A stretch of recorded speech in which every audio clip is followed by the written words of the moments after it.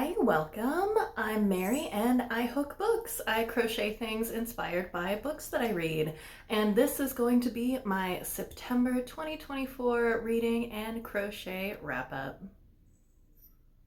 Sound of the Stars is a YA dystopian alien romance.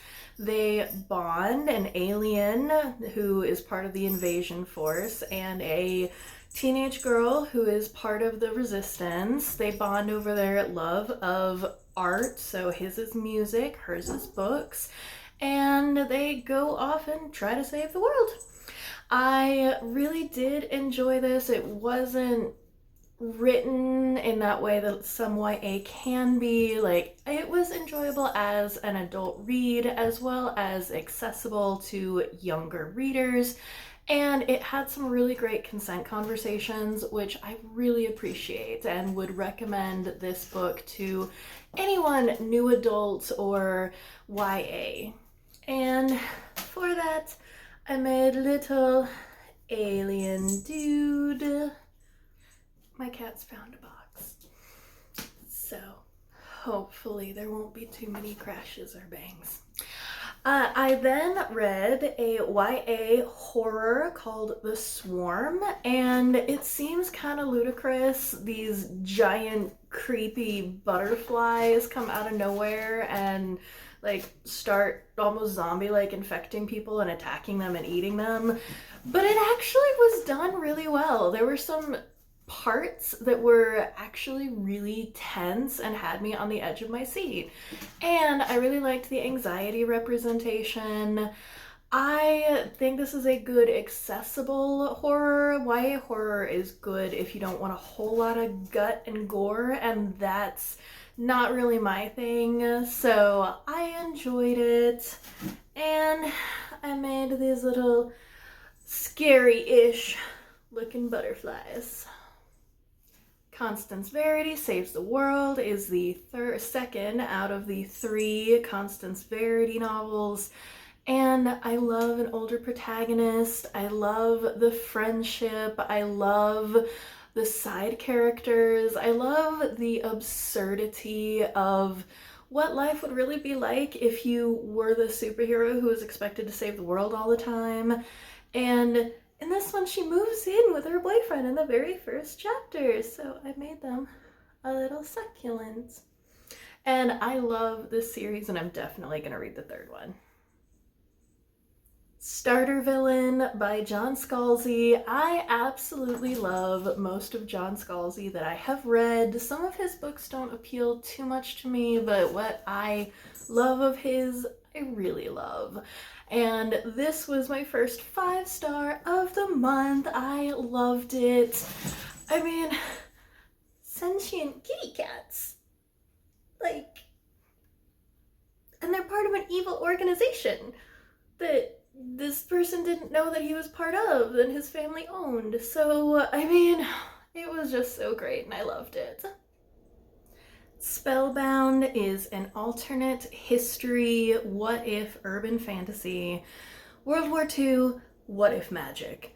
And it's not the most amazing series, but I liked the first book enough to buy the next 2, and I liked it. It was a pretty good time, and in alternate history worlds, they always seem to be writing in dirigibles.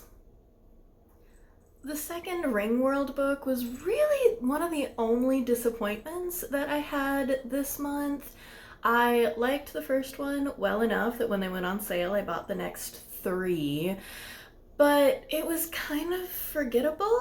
It's cool for the ideas, and I guess the characters are kind of quirky, but I did find myself kind of zoning out and being like, wait, why are we talking about this? I mean, it's cool, but like, why? So 2.5 for that one, but I do love this little alien elephant inspired by one of the alien creatures. Turncoat is, I think it's the 11th in the Dresden files, and This is one of the better entries, and I know I hate when people are like, oh, you just have to get through the first like 4 books and then the series gets really good. Just skip the first couple books, because then they get better. There's a dud here and there, but like this started action-packed and it just kept going. The character work was really great. The science fiction or urban fantasy elements were really cool. So this is one of my favorite Dresdens. And of course, Dresden is a wizard. So I had to make a little wizard with his cape and everything. And I read Wintersmith, and this is like number 35 in Discworld, somewhere in there. They're not really chronological. You don't have to read any of the Discworlds in order, but the Tiffany Aching series is one of the only ones that my library has. I purchased Mort recently, so I will be getting around to that eventually. Terry Pratchett is just a lot of fun and periodically very insightful. And even though this is, I want to say it's children or middle grade, there are some little biting commentaries that I'm like, oh, Terry, I saw what you did there. So that's fun. I really, if I had a younger person in my life, I would be giving this to them. The wee free men are hilarious.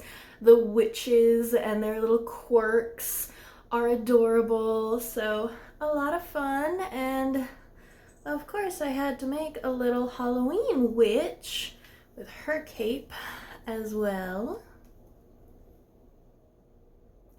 Imago is the third in the Xenogenesis series by Octavia E. Butler, and I read the first 2 almost back to back like 3 years ago, and I've kind of just been saving it because I really like Octavia E. Butler, and she didn't write that much, so I'm just like parceling it out in little bits.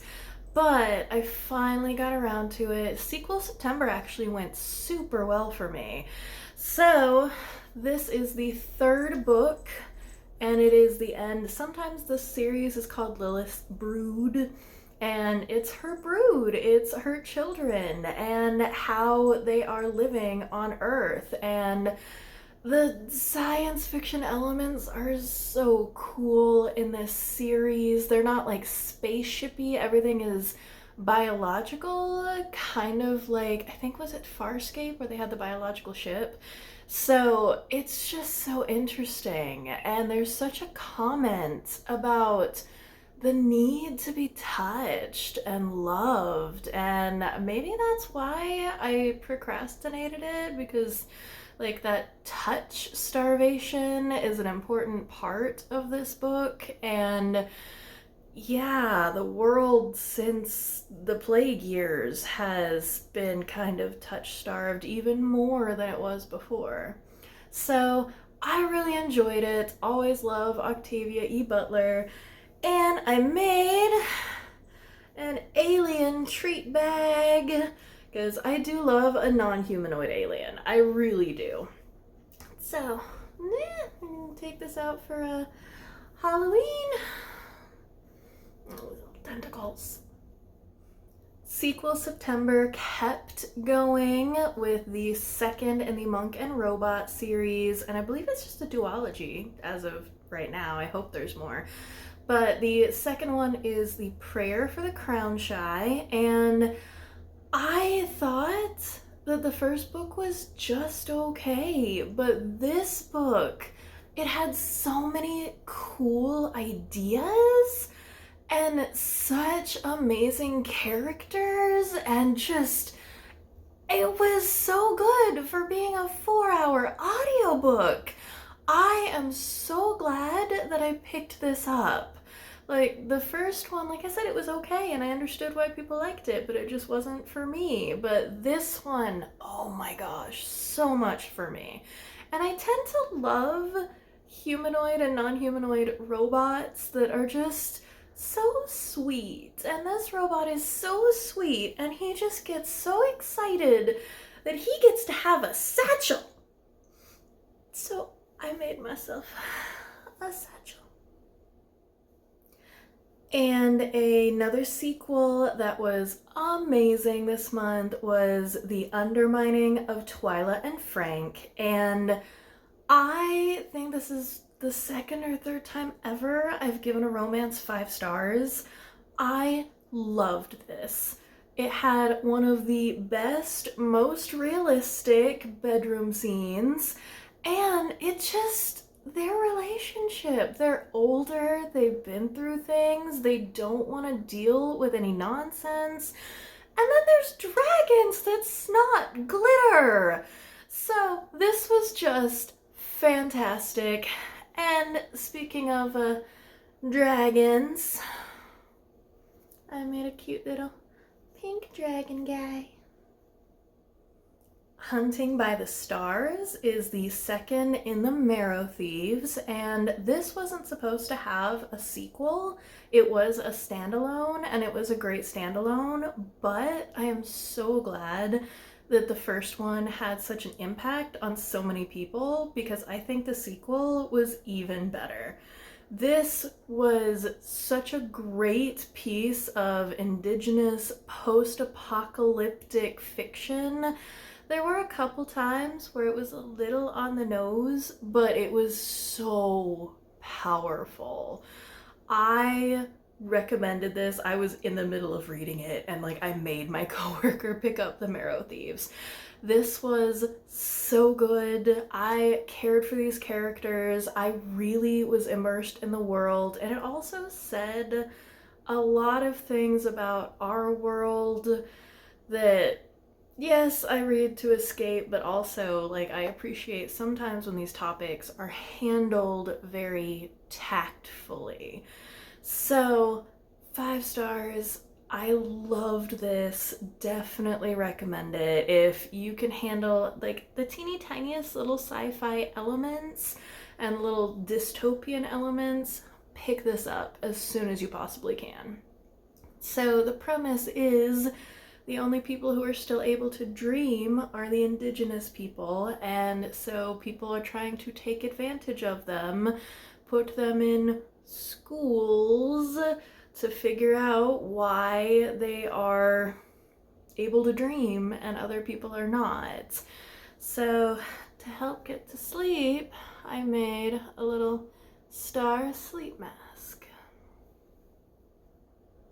The Dead and the Gone is the sequel to Life as We Knew It, and I wasn't sure about this because the family is really what got me in the first book, but the second book, it really was doing its own thing, and I really respect when a sequel is brave enough to do something different. It's still the same world, the writing is really accessible, it's powerful, but not grotesque. So I didn't realize so many things this month were YA, but I do appreciate that line of things can be very serious, but they don't have to be that explicit or gory. But there's definitely some heavy topics in this. So comet hit the moon, everything goes wacky. This boy and his 2 younger sisters are stuck at home in New York. Their father is at a funeral in Puerto Rico. Their mother is at work on an island somewhere. I don't know, Burroughs, something. I don't understand New York. So she cannot get home. It's up to these 3 siblings to try to survive. And they all go to Catholic school. And the Catholicism and their faith is a really important part of this book, and that's normally not something I enjoy, but I really liked how it was integrated into this and the community that creates. So for that, I made a cross bookmark.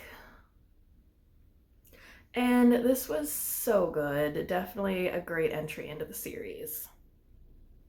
And Day Zero is actually a prequel, so Sequel September also includes prequels. They were written after, so it counts. And I remember Sea of Rust being pretty good, and thinking, okay, it's on sale. I'll buy the prequel.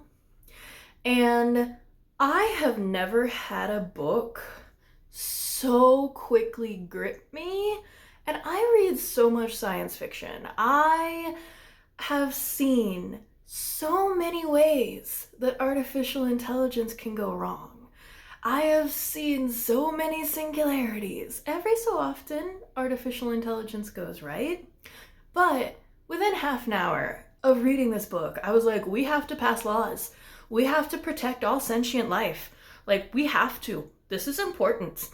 So I was amazed that this book was able to do that for me. And we're following a blue star zoo au pair and his boy. And there was one point where the mother turns to, his name is Pounce, Nanny Pounce, and she says, well, how do you feel about this? And he says, well, right now I'm really just worried about Ezra. And she says, you really are a robot, aren't you? And I'm like, woman, that should be your response. It's your child. Like, and that makes me a robot too, because when there's things that are happening, my worry is almost always first for the people around me.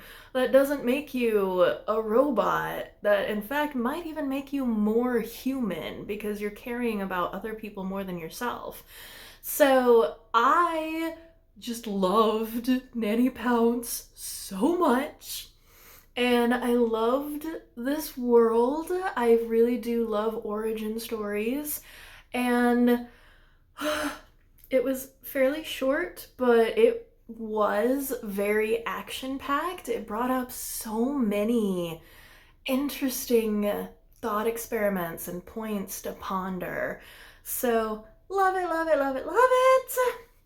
So glad I did Sequel September. So many things went so well this month. And Nanny Pounce is a tiger. And they're meant to be like your furry friend nannies. So I made a cute little tiger for Nanny Pounce. My last entry into Sequel September didn't go as well. I read Journey into the Heart of the Abyss, and this is the end of the duology that started with The Light at the Bottom of the World. And I really liked The Light at the Bottom of the World. A common phrase for me is, I could have done without the romance. I saw how the romance served the plot, but in the second book, the romance is a lot more of the plot, and like, I guess there were some twists that were kind of cool, but I kind of zoned out. I did not enjoy it nearly as much as I did the first book, so that was kind of disappointing. It's not a bad book, and I mean, it has some interesting things to say about environmentalism and community and living in the past versus trying to heal and move forward, and our acceptance of people who really are like us but don't seem like us. So I see it. I like it. I liked the first book, and I would not dissuade someone from reading this duology, but the first book was much, much stronger. But Into the Heart of the Abyss, I have my blue ombre hearts. The book Temps is about a series of temp workers who are hired by this weird organization that nobody can really figure out what they do, but they all just kind of do their jobs. And our newest temp arrives on his first day, and the zombie plague happens. It's kind of like if the rage virus from 28 Days Later was airborne. So that's terrifying. But because they work at this weird corporation that has like hermetic seals on their doors, they are able to survive inside this corporate building. So it's very interesting. Like the ideas of these giant corporations for the better, for the worse, for the future of humanity. And I also, there's a girl who's a yoga instructor for this big company, and no one knows what they do, but everyone's a little weirded out about it. And I also was a wellness contractor for a big company that, like, their website said something super ominous yet vague. And I was like, I don't want to go back. I know there's children and they're having like fairs and they're like, it looks like they're trying too hard, but like we had to like get escorted everywhere with key cards and badges. And yeah, I was like, I think they're Bond villains. I don't like this. And then a couple years later, I saw them on an episode of Last Week Tonight with John Oliver, and I was like, I knew it! I knew they were evil! So, that's the kind of corporation that these guys are working for. And yeah, they're just all trying to survive inside this corporate campus. And it was really, I don't know, fun, but like it was a fun read. Yeah. Well, that got rambly. So for the temps, I made this cute little businessy type tie. Cold to the Touch is a murder mystery thriller set in Alaska, and someone is killing bikini baristas. I don't know if that's as popular as this book would make it seem, but we follow a detective trying to solve these bikini barista murders. And for that, I made a little bloody snowflake. I remember enjoying this, but I don't remember much else about it. So take that as you will. The Return. I remember seeing this and it was kind of polarizing. People really liked it or they really didn't. And I think part of it is there's not a lot of men. It's a very female-centric book, and like a lot of book reviewers are men that just couldn't connect with it. But I really liked the examination of female friendships. I really liked that our perspective character is the one in their group that's not successful. She's kind of the screw up. But, like, her friends still want to include her. They don't really understand that her life isn't quite like theirs. But when their friend goes missing, she's the only one that doesn't believe she's dead. And then their friend comes back 2 years later and is a little weird. So, their rich Southern Belle friend buys out these couple rooms at a hotel, and it's a super cute little boutique-y hotel with different weird themed rooms, and weird stuff is going on. I thought it was trying to do too much, but then like it all swung back around and made sense. And there's this girls' weekend, and they are older women who are drifting apart but trying to rekindle that, trying to be there for their friend that half of them thought was dead and others never really mourned for, but now she's different. So is she still alive in that way? So I liked it. It wasn't the most amazing, shocking twist ever, but I enjoyed this ride quite a bit. It was kind of chilling and tense, and the hotel uses old-fashioned keys, not key cards, so I have another little baggie that I made for our hotel keys. The Nothing Man is a horror book, or I guess it's a thriller book, that I remember making the rounds a couple of years ago, and I just never got around to it. And It's not the most twisty of mystery thrillers, but it had a really cool take. Like, we meet the Nothing Man 20 years after his crime spree is done, and he's reading the book that the other character wrote about him. So that was a really interesting take on it. I enjoyed the ride. It, like I said, it wasn't anything revolutionary, but I thought it was a pretty cool, enjoyable read.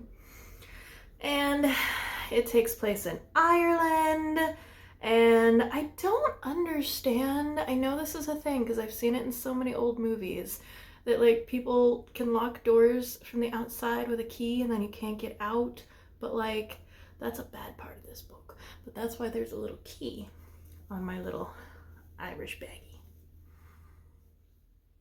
So that was my September 2024 reading and crochet wrap up. I have been having such a good reading month. I hope that you have an amazing spooky season. It's still 97 degrees in Texas, but we're gonna get all the pumpkin spice and we're gonna fall it up in here. So that's what I'm gonna do to take care of myself. I hope you do something to take care of yourself. Get yourself a massage, take a nice bath, get some exercise, take a nice nap, and no matter what, just remember, shoulders back, head up, and breathe.